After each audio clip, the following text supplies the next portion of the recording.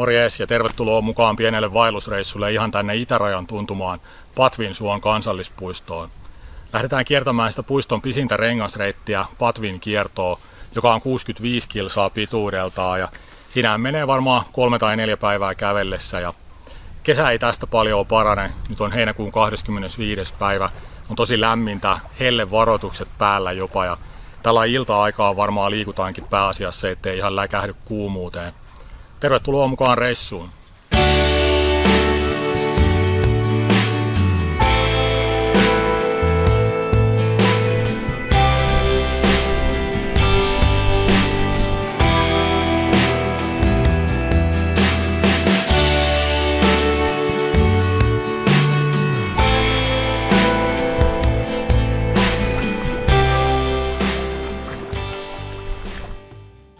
Meidän reissu starttaa tästä Suomunjärveltä ja tämä on niin kuin se keskeisin paikka tässä Patvinsuon kansallispuistossa. Ja tässä on hienoa hiekkarantaa, on telttailumaastoa, sitten on tietysti tulipaikka ja tuommoinen keittokatoskin oikein tuossa. Ja sitten tuossa kivenheiton päässä on luontotupa, jossa on pieni näyttely niin kuin niissä yleensä on. Ja siitä voi ostaa kahvia, matkamuistoja ja tämmöistä. Ja voi siitä myös vuokrata sitten rantasaunan käyttöönsä tai ihan sitten majoitustakin, jos haluaa.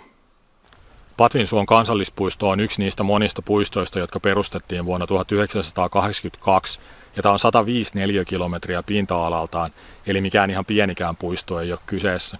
Mikä parasta, niin se 105 neliökilometriä on hyvin yhtenäinen alue, eli tämä ei ole niin kuin pirstaloitunut useampaan osaan, niin kuin monet eteläisimmät puistot tuppaa olemaan. Tosi mielenkiintoista nähdä, että minkälaista metsämaastoa ja suomaastoa tuolla reitillä tulee vastaan, ja että minkälaisia leiripaikkoja täällä on. Eiköhän lähetä sitten reitille. Nyt on jo ilta, kun lähdetään liikkeelle, kun mä ajoin tietysti semmoisen 6,5 tuntia Tampereelta tänne ja tapojeni mukaisesti lähdin aika myöhään liikkeelle, eli siinä 1:30 aikaan vasta ja menihän siinä tosiaan aikaa sitten tänne päin ajellessa. Ei se mitään haittaa, että täällä on nyt vähän viileämpi, kun on tosiaan hellekelit ja kyllä nytkin silti semmoinen 25 astetta on lämmintä, että ei täällä nyt varsinaisesti palelemaan kyllä pääse. Ensimmäiselle leiripaikalle Nälmänjoelle on semmoinen 4 kilsaa suunnilleen matkaa, niin voisi jäädä siihen heti sitten, ellei se ole joku ihan ankea paikka. Kuukin näyttäytyy hienona tuolla puiden välissä. Ylihuomenna on muuten täydellinen kuunpimennys illalla ja jos vaan suinkin mahdollista, ettei ole pilvistä tai näin, niin katsotaan, että miltä semmoinen näyttää. En ole ainakaan muistaakseni koskaan livenä nähnyt.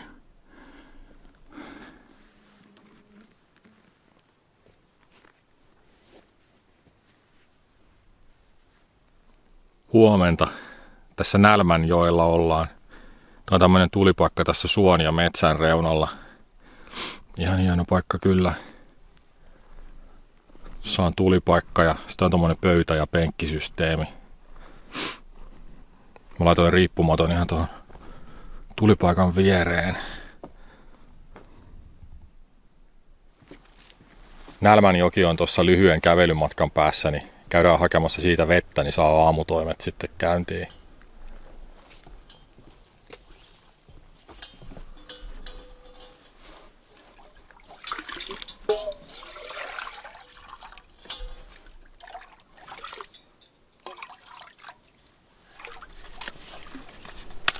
En kyllä nukkunut hirveän hyvin, kun hyttyset inisi niin kovaäänisesti jotenkin siinä. Tuossa matossa on kyllä ihan hyvä toi hyttysverkko, mutta niitä hyttysiä on vain niin paljon ja ne tulee niin lähelle sitten naamaa ja sillä lailla, että se ääni kuuluu jotenkin. Sitten se on jotenkin semmoinen stressaava se hyttysten ääni niin kuin jotenkin, että on vähän vaikea niin kuin rauhoittua, kun semmoinen jatkuva ininä korvissa siinä. Mä olin niin kuin 6,5 tuntia maate ja en mä kyllä koko aikaa niin kuin nukkunut missään nimessä, että en tiedä sitten paljonko sitä unta loppujen lopuksi sai, mutta ihan hyvä olo tässä nyt on kuitenkin, että täällä luonnossa monesti vähän vähempikin uni niin kuin riittää.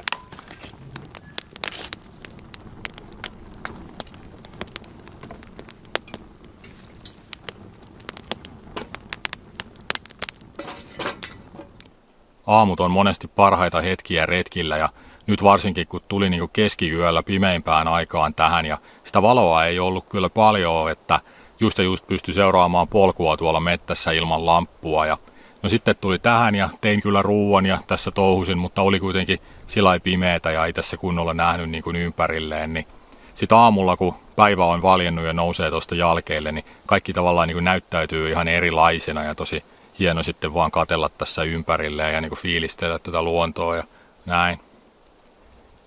No aamussa tietysti yksi parhaita asioita on ne päivän ensimmäiset kahvit, että just sopivan vahvaa pannukahvia kun keittelee ja hörppii sitä kaikessa rauhassa ja kattelee ja kuulostelee sitä ympäristöä, niin se on kyllä päivän parhaita hetkiä ehdottomasti.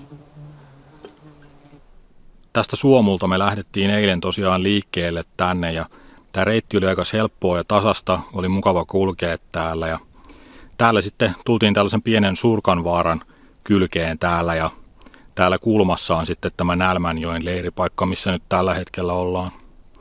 Tuossa joella me käytiin aamulla vettä hakemassa, pieni sympaattinen joki, tosi heikko virtaus siinä, mutta yllättävän kirkasta vettä ja siinä oli sorapohja, mä katoin, että aika yllättävää. Seuraavaksi jatketaan sitten tästä eteenpäin ja täällä heti miten tulee sitten tällainen Lahnasuon lintutorni, niin käydään katsomassa miltä siellä näyttää. Joo, sit voidaan jatkaa pikkuhiljaa eteenpäin. Rupesi toi aurinkokin nyt paistamaan sitten. Ois kyllä melkein voinut pysyä pilvisenä, kun lämpötila oli joku 24 tossa, kun taivas oli pilvessä, mutta nyt kun aurinko rupesi paistamaan, niin jos se jatkuu, niin ilman muuta kyllä nousee sitten johonkin sinne 30 toi lämpö. Ja onneksi nyt ainakin toistaiseksi pieni tuulenvire käy ja tämmöisissä avoimemmissa suokohdissahan tietysti tuuli pääseekin puhaltamaan aika hyvin. Täytyy vähän kastella vaatteita vielä tuossa joessa ennen kuin lähtee pidemmälle, niin jäähdyttää sekin osaltaan sitten.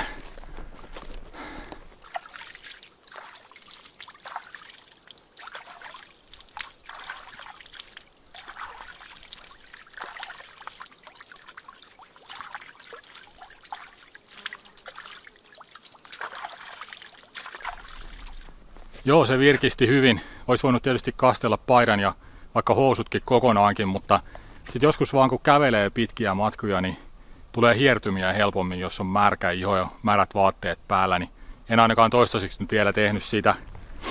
Tää kyllä auttaa kans, kun on ihan valuvan märkä toi rätti päässä, niin auttaa hyvin kyllä sietämään tätä kuumaa.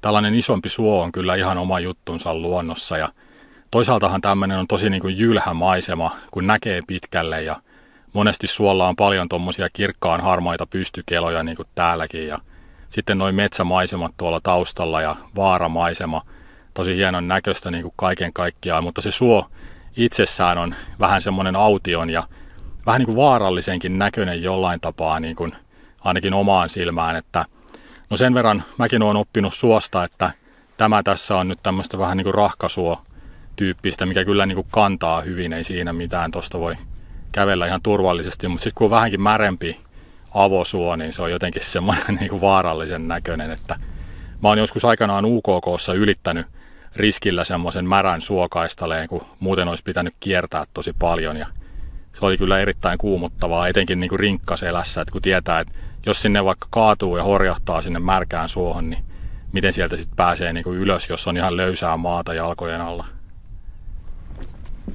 Suomessahan on tosi paljon suota ja niillä on kuljettu aina, että ei siinä mitään rakettitiedettä tietenkään ole, että kyse on vaan niinku semmoisesta harjaantumisen puutteesta, niinku, että tämmöisenä kuivempana kesänä voisi olla kyllä hyväkin vähän niinku harjoitella sitä suon tuntemusta ja siellä kulkemista ja sillä lailla, kun ei ole niin märkää, mutta kyllä mä nyt tällä reissulla ainakin vielä menen näitä pitkoksia pitkin, että täytyy sitten vaikka lähempänä kotoa katsella sitten, että kävisikö varta vasten vähän tutkimassa jotain soita, että miten niillä pääsee liikkumaan ja näin. Ja siinä on ampiaiset tehneet pesän tommoseen pieneen kuusenoksaan. Se onkin vähän tommosta heiluvaa kyytiä sitten tuulisemmalla säällä. Ei se varmaan niitä haittaa. Tuossa näkyy toi kulkuaukkokin tuolla alhaalla. No se lintutorni olikin vaan tuommoinen tasanne tai laveri tuossa rinteessä, että ei se nyt auta paljon kyllä näkemään Tässä sattuu olemaan kyllä avoin kohta muuten, että näkee tonne suolle aika hyvin tästä. Mutta onneksi ei ollut iso poikkeama reitiltä tulla käymään tässä.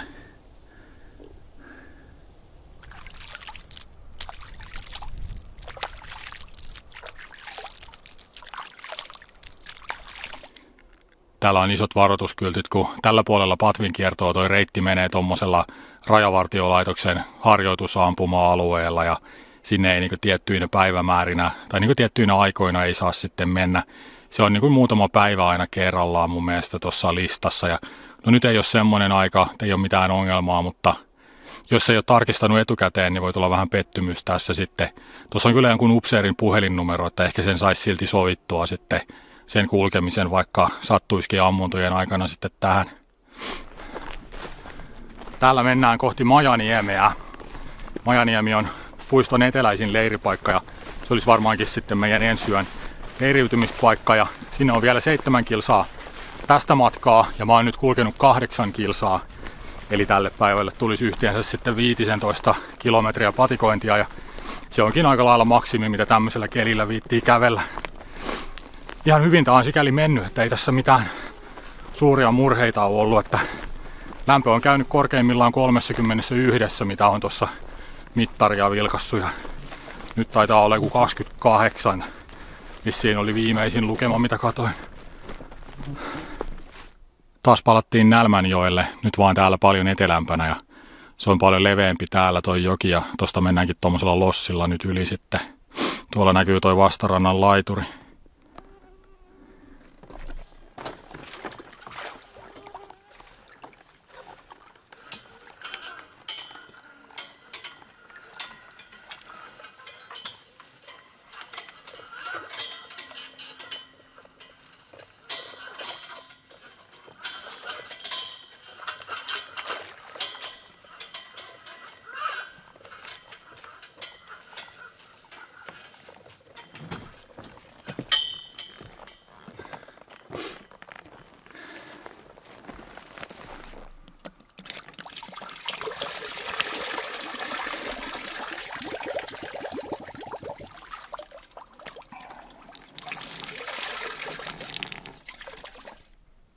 Täällä ollaan Majaniemessä.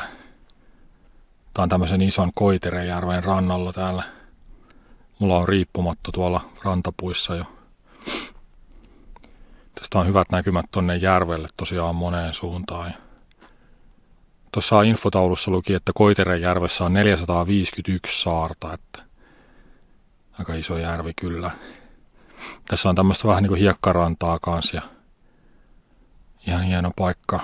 Tuulisella säällä varmaan hankala, mutta nyt on lähes täysin tyyntä ja aikaisemmin itse asiassa vähän tuossa tuuli ja silloin ainakin kaikki hyttyset kaikkos tuosta rannasta, niin sen takia mä laitoinkin riippumaton ihan sitten tuohon veden lähelle, niin pysyisi noin hyttyset sitten pois inisemästä. Mulla on tuossa vielä tulet ja mä en tiedä söisikö vähän jotakin vielä ennen nukkumaan menoa, mutta mä oon tässä ollut jonkun aikaa siis jo ja keittelin tuossa kaakaota ja oleskelin tässä vaan. Mä olin nimittäin aivan rättiväsynyt tähän tullessa ja jotenkin ihan pehmeä päästäni, että oli jotenkin aika rasittava toi taivaalla sitten kuitenkin. Ja oli aivan semmoinen niin kuin koomainen olo, kun tuli tähän.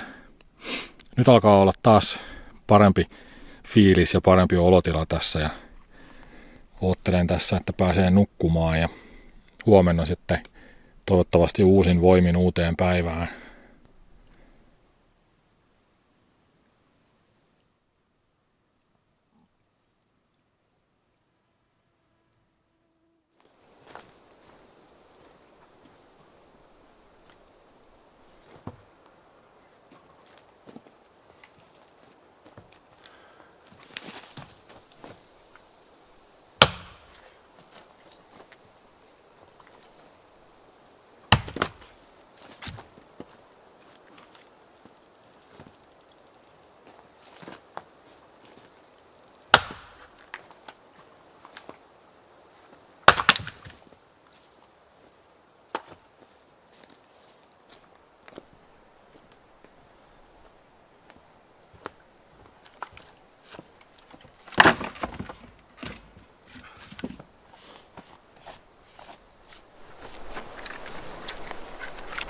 huomenta.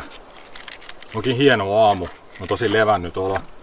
Mä nukuin joku 10 tuntia puolesta yöstä suunnilleen 9:30 tai 10. Nyt on ihan taas niin kuin uusi ihminen, kun on levännyt kunnolla.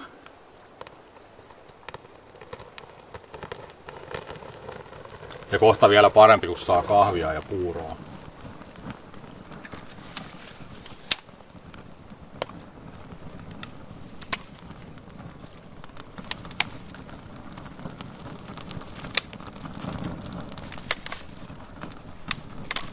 Mä oon ollut vähän laiskannut veistelemään kiehisiä, niin mä oon kerännyt vaan sitten vähän oksia sytykkeiksi. Ja nyt kun on niin lämmintä, kaikki niin kuin syttyy tosi helposti, niin ei näitä sytykkeitäkään sitten ihan niin kuin viimeisen päälle sillä lailla tarvitse nysvätä.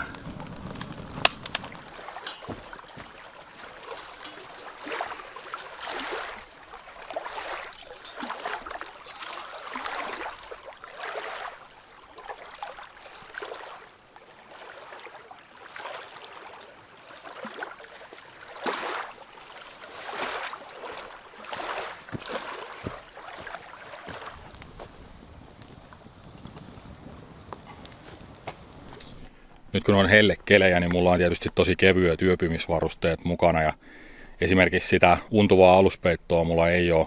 Se olisi ihan liian kuuma näille keleille. Ja no nyt tietysti melkein mikä vaan on helposti liian kuuma, mutta mulla on itse asiassa tällainen vähän niin kuin patentti nyt täällä niin kuin alustana. Tää harmaa on niin kuin tommonen puuvillainen lakanapussi. Ja mulla on sisällä siellä puolikas makuualusta, semmoista niin kuin solumuovialustaa, semmoista ihan ohutta 5 millin paksusta. Puolikas siellä sisällä ja se on ollut mulla niin kuin selän alla. Ja se niin kuin lämmittää just sopivasti sen verran, ettei sit niin kuin tule liian viileä, mutta et se ei kuitenkaan sitten hiosta. Ja toi puuvilla kangas on tietenkin just siksi siinä, että se olisi vielä niin kuin parempi sitten, ettei se muovialusta alkaisi sillä lailla hiostaa. Makuupussina mulla on tällainen Haaglöfsin kuitumakuupussi, ihan tosi tämmönen kevyt, mä en muista näitä lukemia. Komforttilukema +16, limitti +13, että semmonen. Mut siis sehän riittää sitten taas näille ilmoille oikein hyvin, että viime kesänä mä käytin sitä vissiin kerran, että oli vähän erilainen kesä. Nythän niinku siis mulla on ollut toisetti tässä, mitä on ollut liikkeellä, niin käytössä, että semmoinen untuva aluspeitto on kyllä liian kuuma. Vaikka se, ja monesti sanotaan, että ei, alapuolelta ei tule liian kuuma, mutta kyllä siinäkin joku raja on, että tämmöisillä hellekeleillä sitten kun yölläkin voi olla se yli 20 astetta, niin kuuma tulee tosi helposti ja semmoisena hikisenä on vaikea nukkua sitten heräilee yöllä. Ja nyt nukuin kyllä oikein hyvin. Jes, päivä alkaa siitä, kun kahvivesi kiehuu.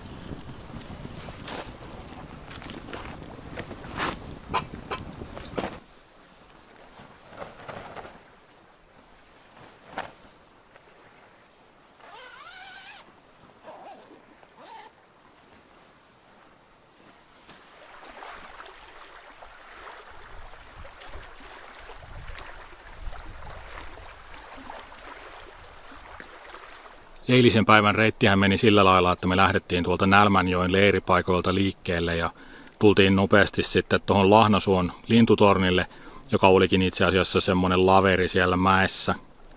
Sitten ohitettiin Lahnalammen parkkialue tossa ja sen jälkeen reitti menikin sitten puiston ulkopuolelle ja täällä on sitä rajavartioston ampuma-aluetta, missä on ne liikkumisrajoitukset tiettyinä aikoina. Ja tää oli hyvin semmoista talousmetsämäistä maastoa tässä, et ei mikään kohokohta kyllä reitillä.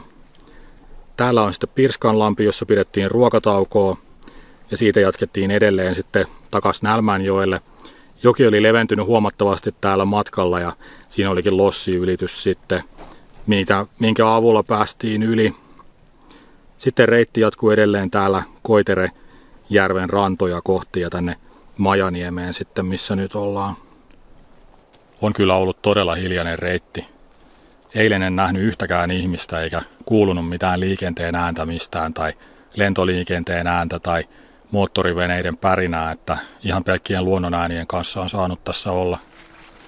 Tänään sitten tuohon Majaniemeen tuli kanootilla 2 retkeilijää ja koira. Ja siinä oli sitten jo ihan hauskakin nähdä muita ihmisiä ohimennen siinä, että en mäkään mikään täysierakko kuitenkaan ole, vaikka yksin tykkäänkin kulkee.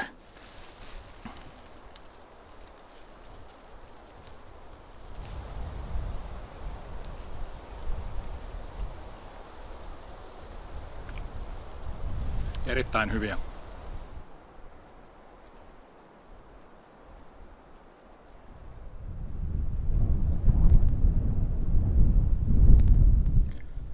Tultiin Teretin laavupaikalle. Tää on tämmöisellä metsäkaistaleella suon ympäröimänä tässä ja sehän sopii tämmöiselle kuumalle kelille oikein hyvin, kun tuuli puhaltaa tuolta avoimelta suolta, mutta sitten tässä on kuitenkin varjosaa, kun puut varjostaa tossa, niin oikein hyvä. Täällä on tällainen hieno kaivo.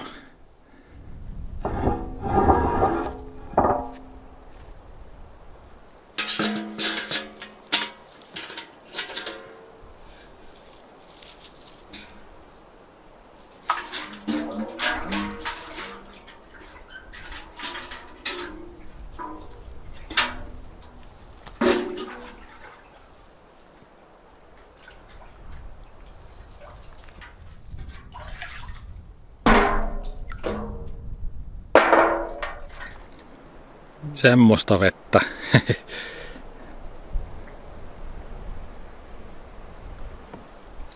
Vaan kattilan kansi täällä keittimen suojana alapuolella, ettei pala pöytään jälkeen niin kuin jollain muulla onkin käynyt tässä.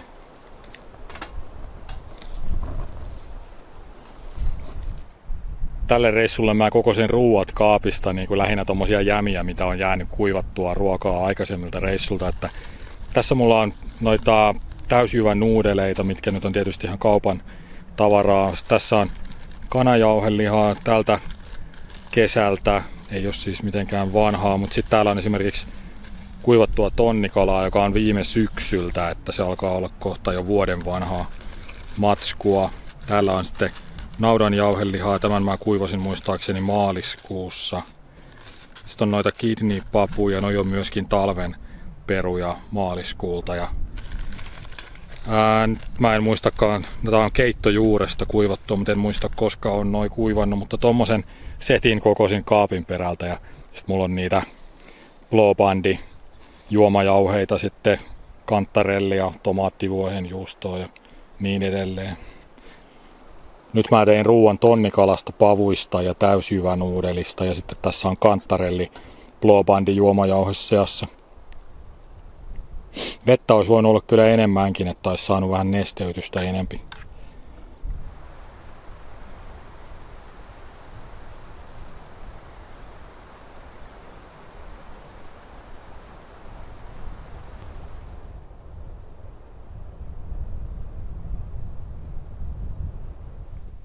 Nyt ollaan yövytty tässä Lapinniemen leiripaikoilla ja tästä on enää sitten lyhyt, suunnilleen 2 kilometrin matka tänne Suomulle, josta siis lähdettiin liikkeelle reissun alussa ja johon myös nyt palataan tästä sitten. Tänne Lapinniemeen eilen illalla tullessa olikin siinä sitten pimeä jo laskeutumassa ja täällä oli jonkun verrankin muita retkeilijöitä ja pääsi valmiille tulille siinä sitten tekemään ruokaa ja iltakaakaota ja näin. Ja taivas oli siinä vaiheessa vielä pilvessä eikä kuuta päässyt näkemään, mutta myöhemmin sitten se pilviverho sen verran rakoili, että pääsi näkemään sen kuun pimennyksen ja jonkunlaisia kuvia sain siitä sitten otettua kanssa. Ja se pimennys oli siinä vaiheessa sitten jo menossa niin kuin ohi, että suunnilleen 1/3 kuusta oli siinä sitten maan varjon peittämänä vielä. Tuli sellainenkin nyt sitten nähtyä.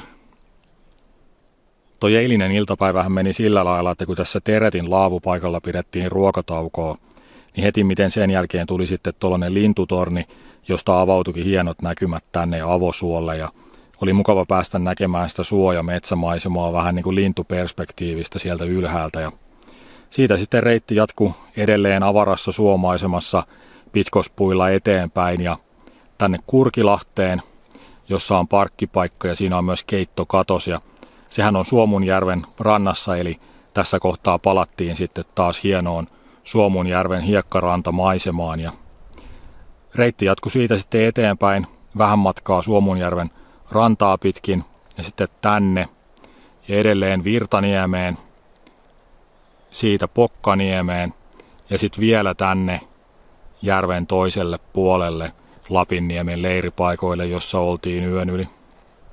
Se viimeinen pätkä Lapinniemestä eteenpäin tuli käveltyä tosi hissuksia ja rauhassa siinä ja tavallistakin enemmän omissa ajatuksissaan kulkien siinä. Ja mä mietin, että tämä Patvinsuo on ollut todella semmoinen niin kuin luonnon rauhaisa paikka, että muitakin kulkijoita totta kai on, mutta ei mitenkään ruuhkaksi asti ja äänet on ollut pelkkiä luonnonääniä, että ei ole tosiaan mitään semmoisia ylimääräisiä meluääniä kyllä kuulunut missään vaiheessa. Ja maisemista ehkä sanoisin, että nämä Suomunjärven hiekkarannat on ollut niin kuin hienointa tässä, että tämä maastohan on hyvin semmoista samankaltaista koko tällä alueella, että mitään semmoista yksittäistä järisyttävää näkymää tai maisemaa tässä nyt ei ole ollut, mutta toi mäntykangasmetsä ja noi hiekkarannat tässä Suomunjärvellä on kyllä ollut tosi hienon näköisiä. Tämä reissu päättyy tähän ja mun on aika lähteä kotimatkalle päin. Kiitoksia taas kaikille ja hyvää kesän jatkoa. Seuraavassa videossa jatketaan. Morjens!